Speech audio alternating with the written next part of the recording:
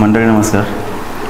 आज आपण आपल्या सद्गुरूच्या उत्सवासाठी आज आपण सगळे इथं जमलेलो आहोत.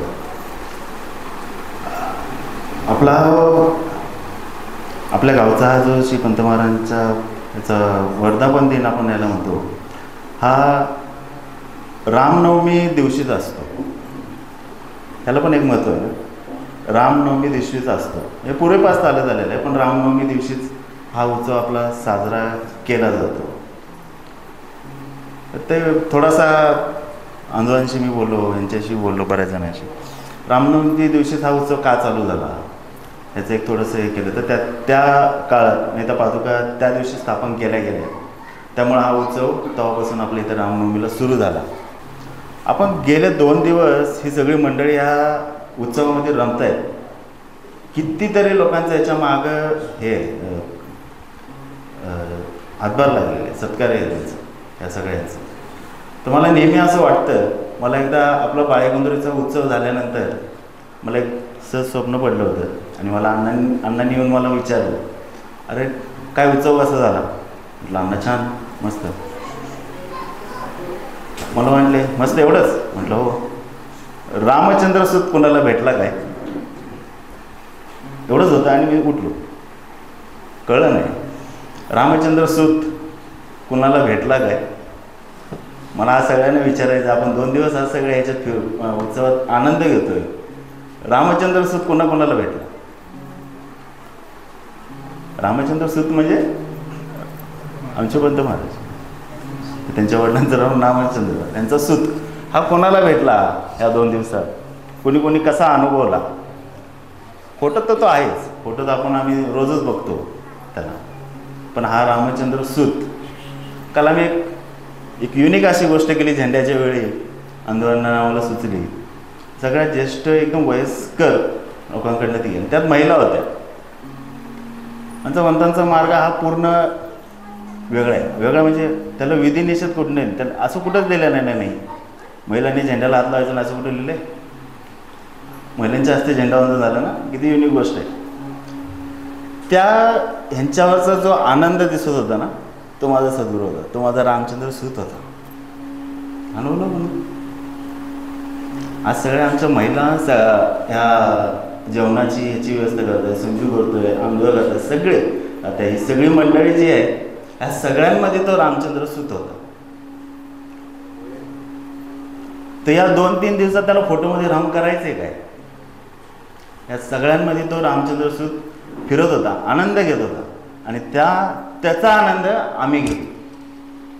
म्हणजेच तुम्ही आज जे सगळे समोर बसलेला आहात, ह्या प्रत्येकाच्या अंतरंगात जो असलेला राम आहे. राम या शब्दाचा अर्थ असा होतो, तुम्ही बघा, स्वयंप्रकाश जो आहे तो राम. र ह्या शब्दाचा अर्थ असा होतो रवी. रवी म्हणजे किरण, रवी किरण म्हणजे तो स्वयंप्रकाश. मैं हूँ, म्हणजे मी हूँ, म्हणजे तो आत्मक स्वरूपात जे तत्व आहे ते सगळ्यात तुमच्या इथं बसलेल्यांच्या प्रत्येकामध्ये आहे. म्हणून आज जे तुम्ही हे सगळे सद्गुरूरूप जे इथं जे समोर बसलेला आहात ना, माझ्यासमोर बसलेले आहात, त्या सगळ्यांना प्रेमपूर्वक नमस्कार. हा कोण आहे? हा सद्गुरू आहे.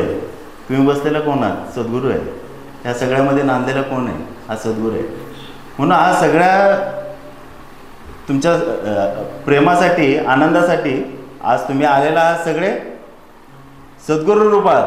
ह्या सगळ्यांना हा सद्गुरू आज नमस्कार करतोय. म्हणून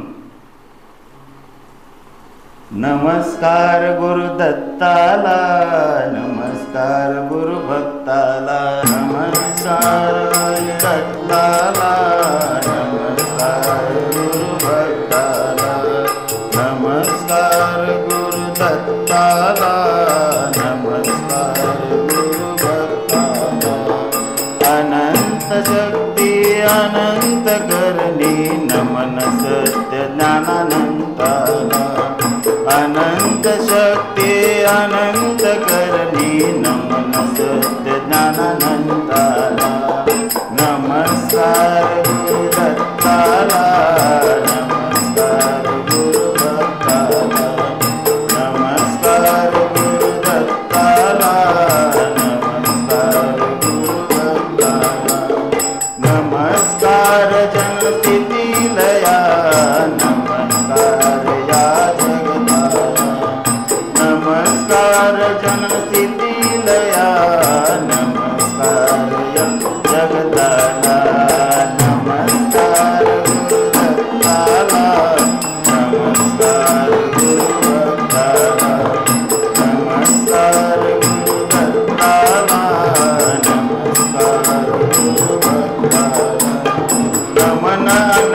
बालावधूता नमन प्रेमळ दत्तगुरुता नमन अनंत बालावधूता नमन प्रेमळ दत्तगुरुता नमस्कार गुरु दत्ताला नमस्कार गुरु दत्ताला नमस्कार गुरु दत्ताला नमस्कार गुरु दत्ताला.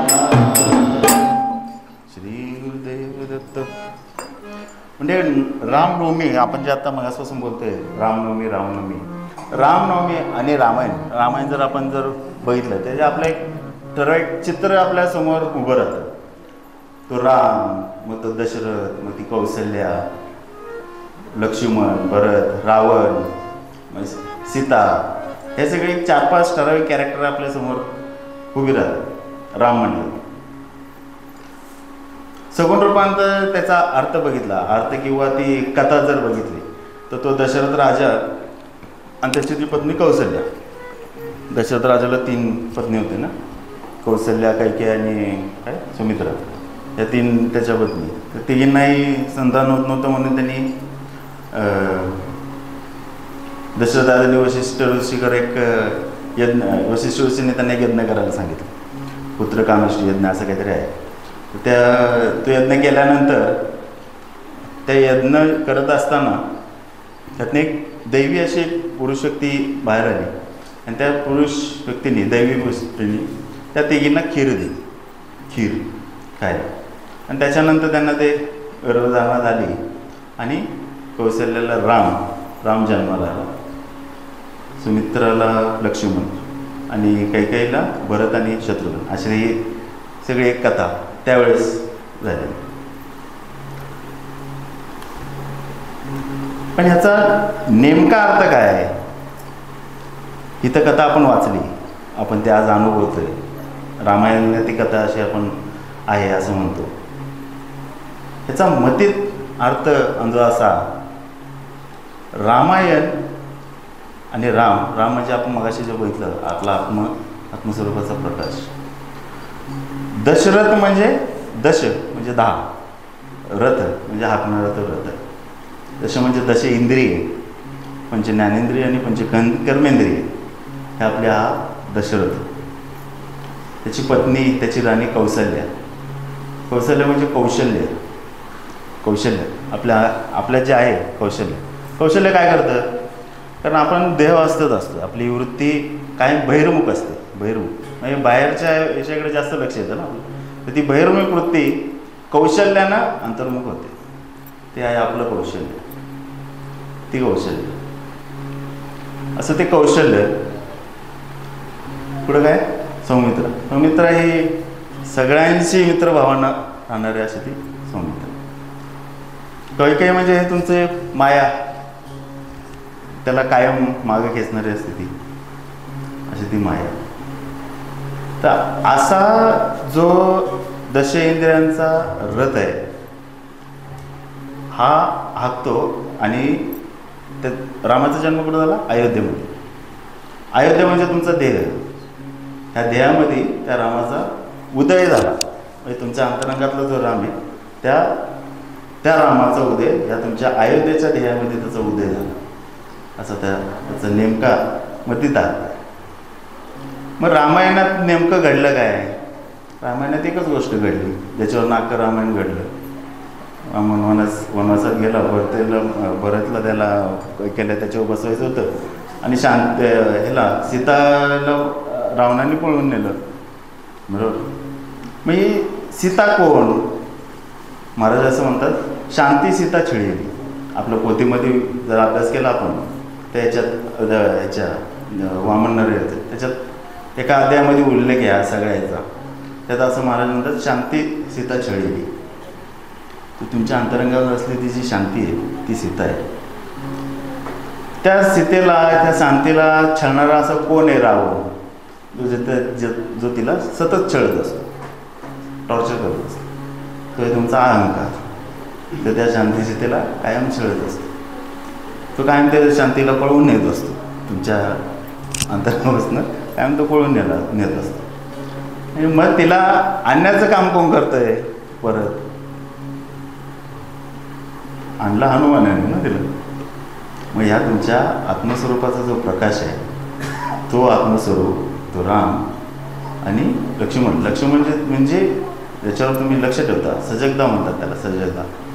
तो लक्ष्मण ह्या दोघांच्या साह्याने प्राणशक्तीरूप हनुमान दूत प्रेरिला, प्राणशक्तीरूप हनुमान दूत प्रेरिला असं त्या ह्याच्यात उल्लेख आहे. तर तो तिला तिथनं पळून परत आणत असतो. म्हणजे काय? तुमचं त्याच्यावर लक्ष येत असतं.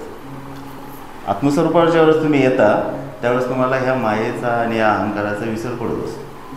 त्यामुळं असं जे रामायण आहे हे सतत आपल्या अंतरंगात घडत असतं. हे खरं रामायण घडतंय रोज आपल्याबरोबर. वनवास कुठला? आपण जे ह्या सगळ्या संसारात करतोय हा सगळा वनवास आहे आपल्यासाठी, बरोबर? तर असा ह्या थोडक्यात रामायणाचा आणि ह्या रामाचा थोडक्यात मतीत अर्थ आपल्याला म्हणता येईल. मारुती हा रामाचा परमभक्त मानला जातो. मारुती म्हणजे काय? मारुती या शब्दाचा अर्थ असा, मारू म्हणजे वायू म्हणजे श्वास. मारुतीची शेपूट धरल्याने रामापर्यंत लवकर पोचता येतं असं म्हणतात, बरोबर ना? त्याचा अर्थ असा, मारुतीची शेपूट पकडल्याने म्हणजे तुमच्या श्वासावर लक्ष दिल्याने आतल्या अंतरंगापर्यंतच्या रामापर्यंत लगेच पोचता येतं. म्हणून मारुतीची शेपूट पकडायला हे आम्हाला सापडतच नाही. मारुतीची शेपूटच आम्हाला सापडत नाही, बरोबर? असा हा रामायणाचा मतीत अर्थ आहे. मग हे सगळं आमच्या सद्गुरूंनी दाखवून दिलं का नाही आम्हाला, बरोबर ना? आमच्या सद्गुरूंनी हे सगळं दाखवून दिलं ना. म्हणजे आम्हाला ह्या सगळ्या वनवासातनं आमच्या शांतीला कसं शांत ठेवायचं आहे हे सगळं दाखवण्यासाठी आमच्या महाराजांनी प्रयत्न केले. एक छोटी गंमत दाखवून दिली, ती म्हणजे नामस्मरण. त्या अखंड नामस्मरणापर्यंत पोचण्याचं एक साधन महाराजांनी ते सांगितलं, तेच आपण नेमकं करत नाही. ते साधन म्हणजे श्वासावर फक्त लक्ष ठेवून माझा गुरुमंत्र श्वासावर आपोआप चालवा. आम्ही श्वासावर लक्षच ठेवत नाही, मग आमचा गुरुमंत्र चालणार कसा? महाराज असं म्हणतात ना, श्वासावर जो श्वास चालू आहे त्याच्यावर असते लक्ष द्यायचं. माझा गुरुमंत्र श्वासावर आपोआप चालवा. आपोआप या शब्दाचा अर्थ, कारण श्वास तुमचा आपोआप चालतो म्हणून त्याच्यावर तो मंत्र बसवावा, म्हणजे तो तुम्हाला असते तुमच्या अंतरंगापर्यंत पोचण्यास तो मदत करतो, असं त्याचा मतीत अर्थ झाला. मला नेहमी असं वाटतं, बाळापांची आणि सद्गुरू आपल्या महाराजांची ती भेट झाली ही कशी झाली असेल, त्यावेळेस कसं वातावरण असेल. त्याला एक ते कथा ह्याच्यात मी वाचलेली होती, मंत्रदर्पण होती, दर्शन. त्याच्यात असं लिहिलं आहे, महाराजांचा मावस भाऊ गणू अण्णा त्यांना म्हणायचे. ते गणू अण्णा कडदेवडीला बाळापांकडे सारखे असायचे आणि महाराज इकडे बेळगावला असायचे. त्यांना महाराज नेहमी या सगळ्यांना म्हणायचे, त्या गोसावड्याकडे तुम्ही कशाला जाता, बरोबर? त्याच्याकडे काय तुम्हाला भेटणार आहे, ही अशी बुवा व्यक्ती काय कामाची नाही. आणि नेमकं महाराजांनी असं पत्र लिहिलं गणू अण्णाला, आणि गणू अण्णा महाराज बाळाप्पांच्या समोर बसलेले होते आणि बाळाप्पान ते पत्र त्यांच्या हातात पोचलं आणि बाळाप्पा गणू अण्णांना म्हणतात, कोणाचं पत्र आहे रे, वाच की. गणू अण्णा घाबरले, आता वाचायचं कसं? पत्रात लिहिलं आहे असं सगळं, तुम्ही त्या बसवड्याच्या नादाला लागला म्हणून. बाळाप्पा म्हटले वाच. गणू अण्णाने ते पत्र वाचलं बाळाप्पासमोर आणि बाळाप्पा ओरडले, असा लिहिणारा मरतो बघ, धक्का लागून मरतो बघ. गणू अण्णा गडबड, कारण गणू अण्णांचं महाराजांचं फार प्रेम होतं. गणू अण्णा गडबडून डोळायला बाळाप्पांच्या समोर, असा त्याला हे देऊ नका, शाप देऊ नका म्हणून गडबडून डोळायला. बाळाप्पा म्हटले, अरे तुझा दादा माझा कोण नाही का रे, मरतो तो त्याचा अभिमान रे, मरतो ते त्याचा मी रे, म्हणजे त्याचा मी पण मर असं असं महाराजांनी ते मरतो तर त्याचा मी रे, तो माझा कोणी नाही रे, त्याला पत्र लिही आणि इकडे बोलून घे, असं बाळाप्पांनी त्याला सांगितलं. गुणवण्याने त्यांना पत्र लिहिलं महाराजांना, तुला असं असं इकडं बोलवलं आहे. आणि त्यावेळेस बेळगावात महाराजांना तब्येत बरोबर नव्हती, म्हणजे त्यांना जुलाब ताप वगैरे याची सगळी हे चालू होते. आणि त्यात महाराजांनी परत गणवण्यांना पत्र लिहिलं की मला असं असं हे आहे, त्यामुळे मला काही जमणार नाही. मग ते ऐकून गणवण्यांना परत महाराज बाळाप्पांच्या समोर गडागडा लोळायला लागले, माझ्या दत्तूला ह्याच्यातनं वाचव. मग त्या बाळाप्पांनी त्यांना विभूती लावून दिली आणि त्याला सांगितलं की हे विभूती त्याला लाव आणि त्याला नामस्मरण करायला सांग. गणवण्यांना आले आणि त्यांना ते बाळाप्पांना ह्याला पण दत्तूला महाराजांना विभूती वगैरे लावली आणि त्यातनं महाराज हे पडले.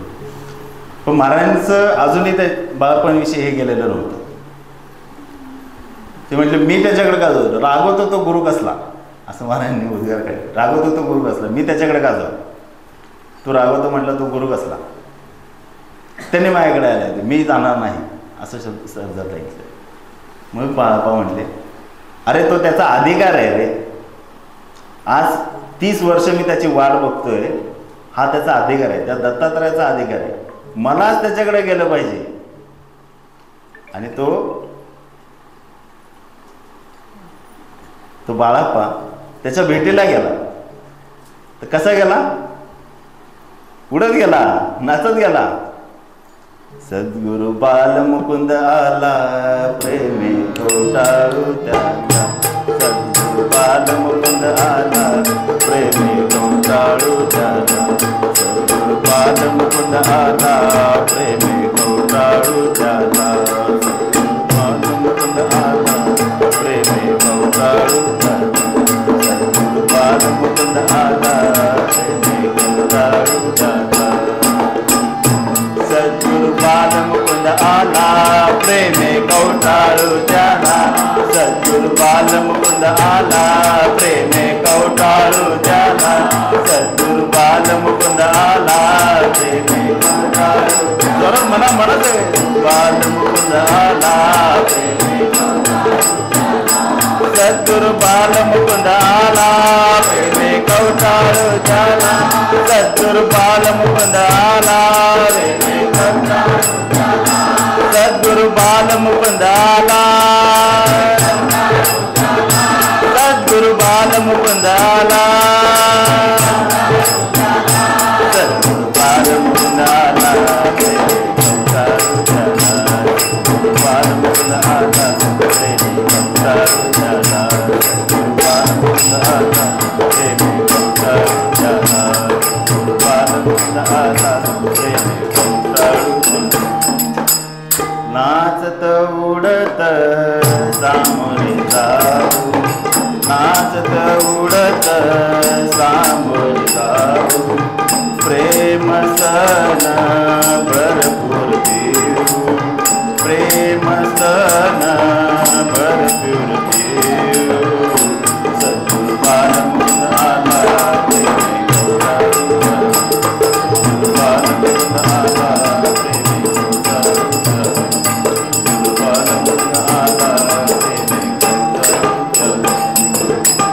मस्तकी उचलून या धरू, मस्तकी उचलून या धरू, अपना विसरुनी भजन करू, अपना विसरुनी भजन करू, सद्गुरु बाल मुकुंद आला, प्रेमे कवटाळू त्याला, सद्गुरु बाल मुकुंद आला, प्रेमे कवटाळू त्याला, सद्गुरु बाल मुकुंद आला, प्रेमे कवटाळू त्याला. मारुनी सद्गुरु नामे आग, मारुनी सद्गुरु नामे आग, कळी काळा लावू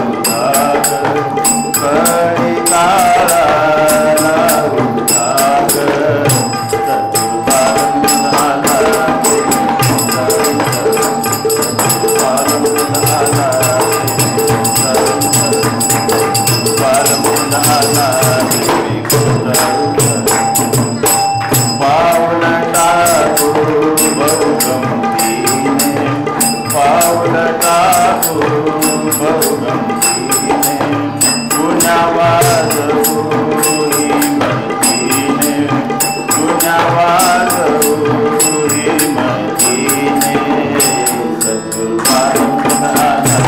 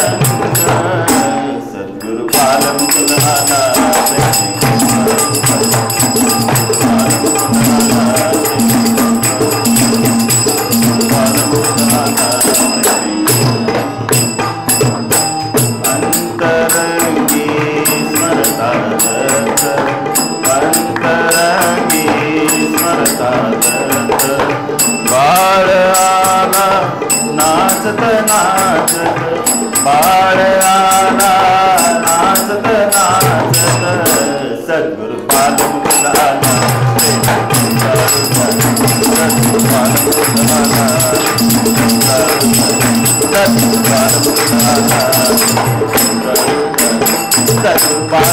झाला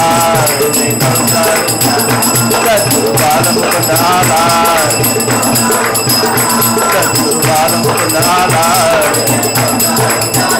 सद्गुरु पादमुख झाला सद्गुरु पादमुख झाला सद्गुरु पादमुख झाला सद्गुरु पादमुख झाला सद्गुरु पादमुख झाला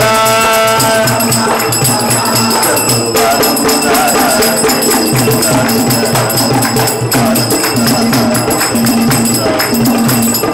पादमुख झाला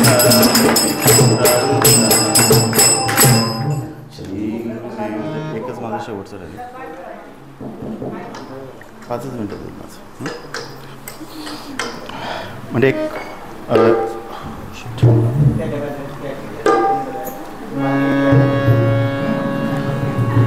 म्हणजे हा कल्याणकारी जो राम आहे रामराया त्याचं एक रामदासांचं एक शेवटचं हे ते फक्त मी म्हणणार आहे त्याला डोळकीची नको फक्त पेटीची यायला हां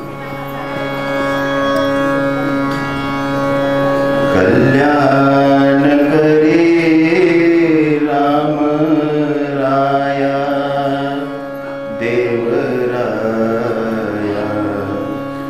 कल्याण करी राम राया देवराया कल्याण करी राम राया जनहित विवरे जनहित विवरे जनहित विवरे कल्याण करे राम राया देवराया कल्याण करे राम राया तळमळ तळमळ होतची आहे तळमळ तळमळ होतची आहे हे जन हाती धरी दयाळा हे जन हाती धरी दयाळा कल्याण करी राम राया देवराया कल्याण करी राम राया। अपराधी जन चुकतची गेले, अपराधी जन चुकतची गेले, तुझा तुझी सावरी दयाळा, तुझा तुझी सावरी दयाळा, कल्याण करी राम राया देवराया, कल्याण करी राम राया। कोठे जावे काय करावे, कोठे जावे काय करावे, आरंभिली बोली, आरंभिली बोली दयाळा, कल्याण करी राम राया देवराया, कल्याण करी राम राया। दास म्हणे आम्ही केले पावलो, दास म्हणे आम्ही केले पावलो, दास म्हणे आम्ही केले पावलो, दास म्हणे आम्ही केले पावलो, दयेसी नाही सरी दयाळा, दयेसी नाही सरी दयाळा, कल्याण करी राम राया देवराया, कल्याण करी राम राया। श्री गुरुदेव दत्त।